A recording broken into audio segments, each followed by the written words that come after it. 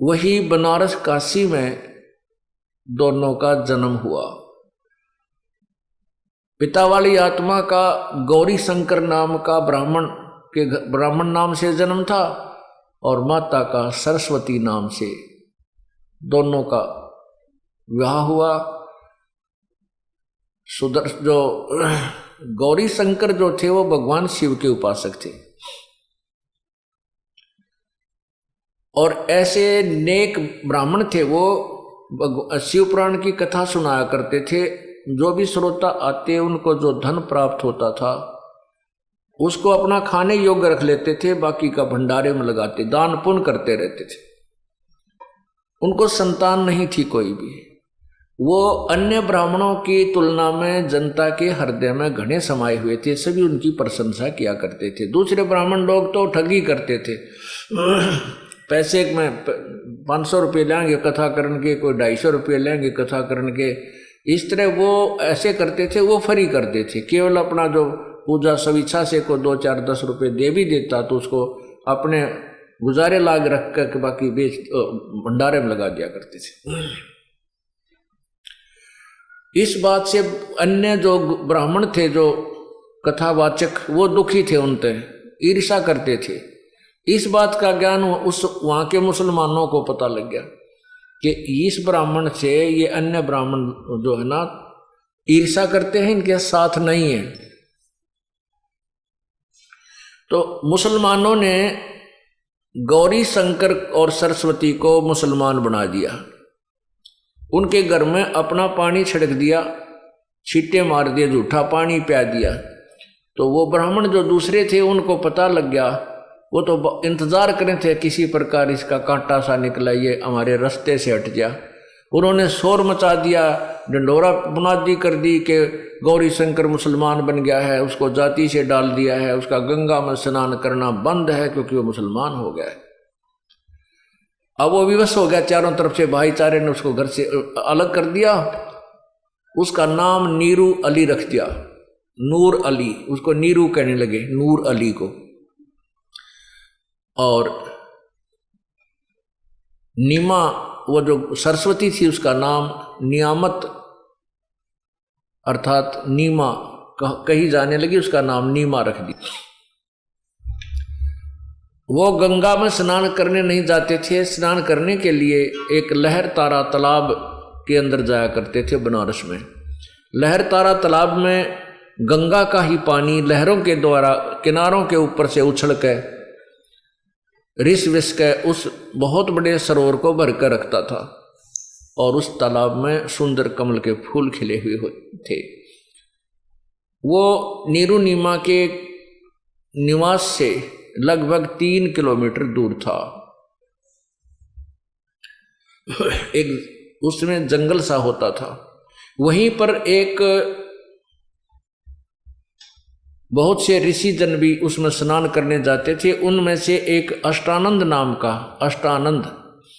नामक एक ऋषि भी उसी लहर तारा तालाब पर स्नान करने जाया करता था और वहाँ एकांत स्थान पर बैठकर अपने पूज्य गुरुदेव रामानंद जी द्वारा बताई गई साधना को किया करता था।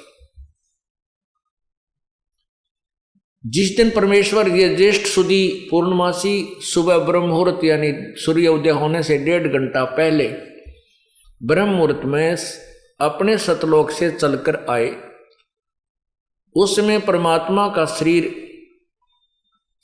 के शरीर का इतना तेज था, बहुत ज्यादा तेजों में शरीर परमात्मा सतलोक से आए थे।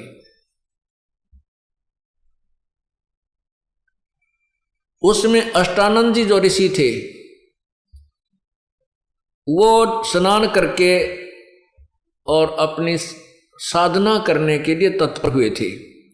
उसी समय आकाश से एक प्रकाश का गोला सा आता नजर आया, क्योंकि परमात्मा के शरीर के प्रकाश को ये चरम दृष्टि नहीं देख सकती। अष्टानंद ने जब ऊपर देखा तो उस प्रकाश के गोले को देखते उसकी आंखें बंद होगी, जैसे सूर्य की तरफ देखते हैं। जब आंखें बंद हुई तो आंखों बंद होने के उपरांत उसने देखा कि ये तो कोई नवजात शिशु सा बन गया वो जैसे सूर्य की तरफ हम देखते हैं और जब आंखें बंद करते हैं तो एक गोल गोल सी आकृति प्रकाश रहित दिखाई देती है। ऐसे ही वो परमात्मा का जो शरीर का प्रकाश था, उसकी तरफ देखने के बाद उसकी आंखें बंद होगी तो उसमें से बालक, जैसे बालक नजर आया, एक छोटा सा शिशु।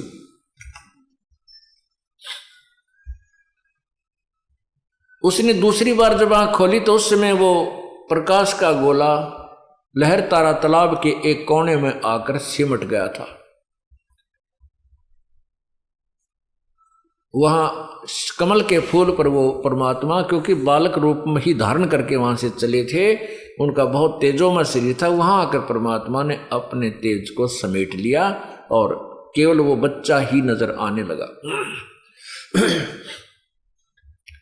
अष्टानंद जी ने सोचा, क्योंकि संत जन बता, ऋषि जी जो जिनके अधूरे ज्ञान है वो कहते हैं कि परमात्मा का प्रकाश दिखाई देता है, परमात्मा दिखाई नहीं देता।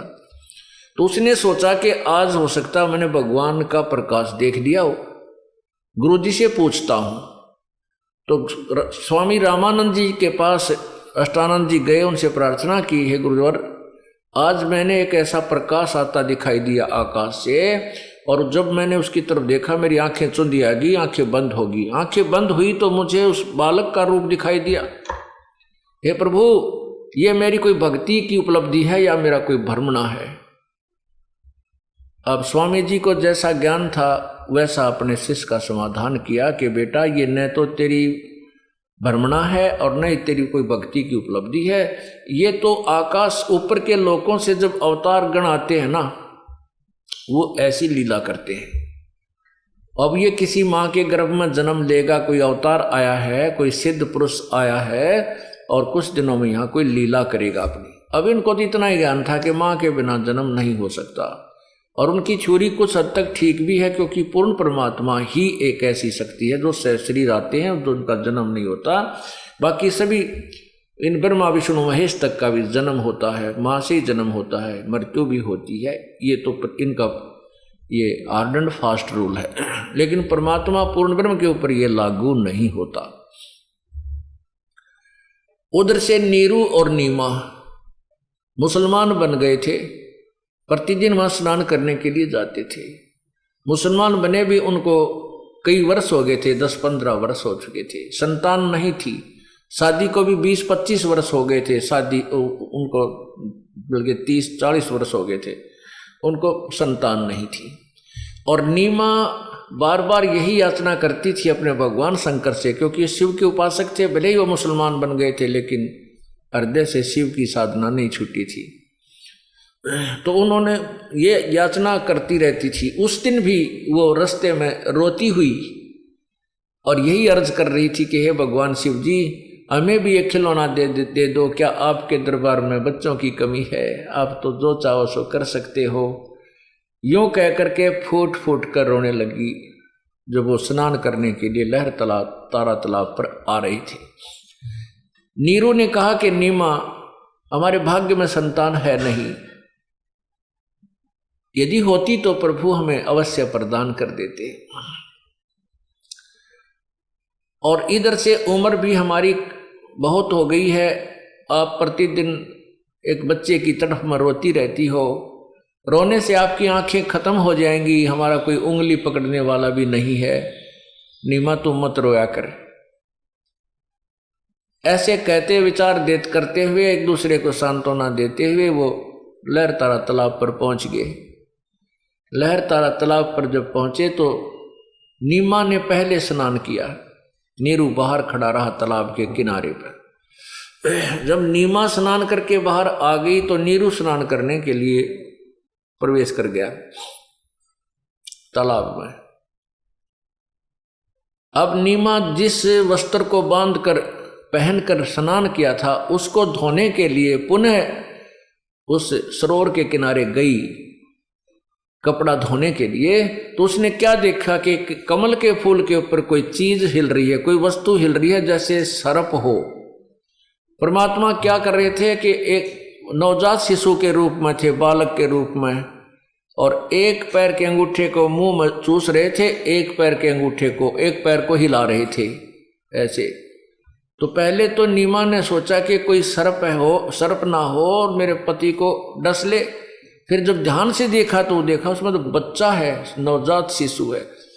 अपने पति को आवाज लगाई कि देखियो जी, देखियो जी, बच्चा जल में डूबेगा, बच्चा कमल के फूल पर ये पानी में डूबेगा, इसको उठा कर लाना, कृपा कीजिए।